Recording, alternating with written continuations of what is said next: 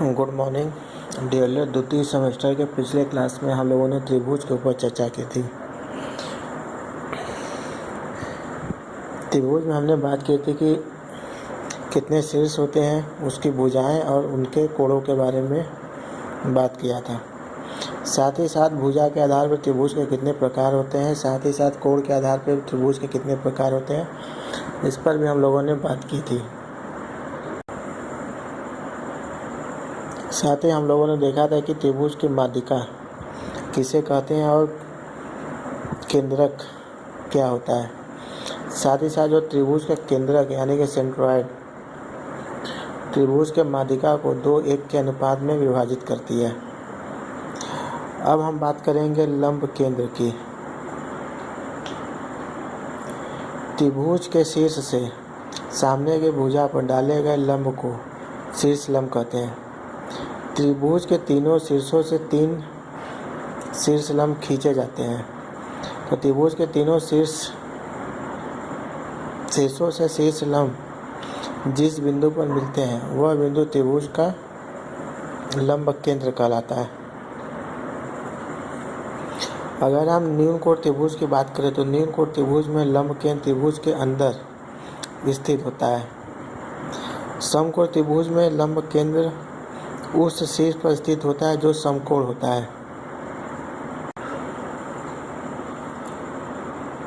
अधिक कोण त्रिभुज में लंब केंद्र त्रिभुज के बाहर स्थित होता है। अब इसके बाद हम बात करते हैं अंतः केंद्र।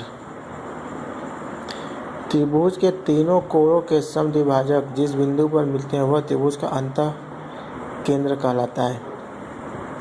जब त्रिभुज के प्रत्येक कोणों का हम समद्विभाजक करेंगे तो वो जिस बिंदु पर मिलेंगे वह त्रिभुज का अंतः केंद्र कहलाता है।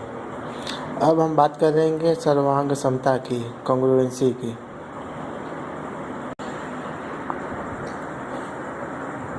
सर्वांग समता का अर्थ यह है कि हम देखते हैं कि हमारे नेचर में उपलब्ध प्रत्येक ज्योमेट्रिक आकृति का आकार, माप एवं स्थिति होती है। देखने में दो वस्तु समान है या नहीं यह बताया जा सकता है। अतः उन आकृतियों को जिनका आकार एवं माप समान होता है एक विशेष प्रकार की आकृतियों से पहचाना जाता है।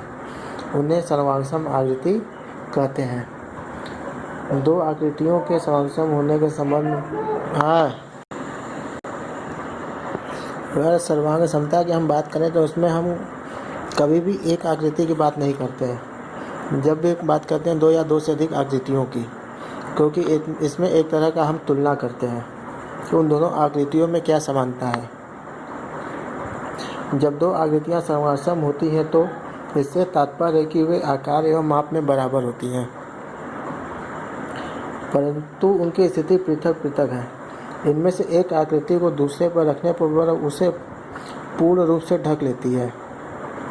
2 वस्तुओं की तुलना करने के इस प्रकार के ढंग को अध्यारोपण विधि कहते हैं।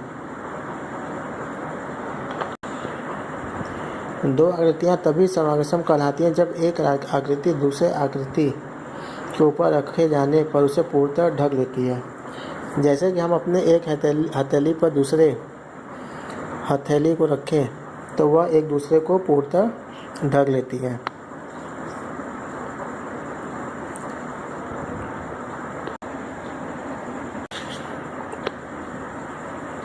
अगर 2 आकृतियाँ तभी सर्वांगसम कहलाती हैं जब एक आकृति दूसरी आकृति के ऊपर रखे जाने पर उसे पूर्णतया ढक लेती है। यदि हम माने A एवं B हमारे पास 2 आकृतियाँ हैं और वो सर्वांगसम है तो इसे गणित की भाषा में इस निशान से दिखाते हैं। A और B अगर सर्वांगसम उनके बीच में एक बराबर का चिन्ह और उस बराबर के ऊपर एक टेढ़ी रेखा से सर्वांगसम को डिनोट किया जाता है।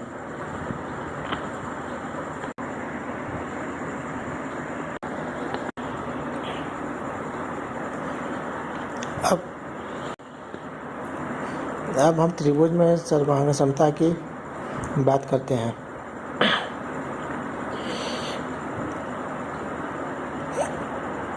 सर्वांग समता के कुछ विशेष स्थितियां हैं जिनके आधार पर हम तुरंत बता सकते हैं कि दो त्रिभुज सर्वांगसम है कि नहीं है। उसमें जो पहला नियम है उसका नाम दिया जाता है भुजा भुजा भुजा, यानी कि triple S, side side side का नियम। यह कहता है कि यदि एक त्रिभुज की तीनों भुजाएं क्रमशः दूसरे त्रिभुज की तीनों भुजाओं के बराबर हैं तो हम तुरंत कह देंगे कि जो हमारे दोनों त्रिभुज हैं वो आपस में सर्वांगसम होते हैं।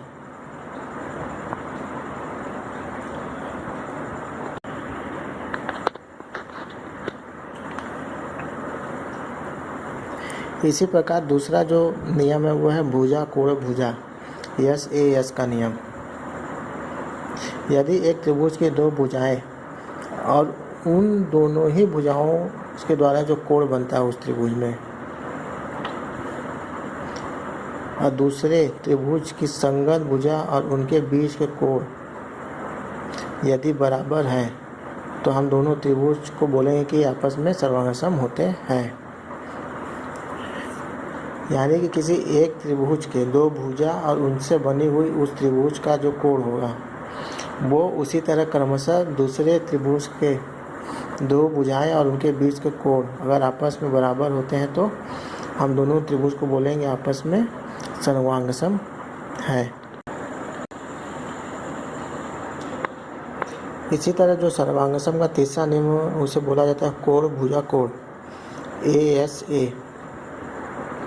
यदि एक त्रिभुज के दो कोण और उनके बीच की भुजा क्रमशः दूसरे त्रिभुज के दो कोणों और उनके बीच की भुजा के बराबर हो तो त्रिभुज सर्वांगसम कहलाएगा।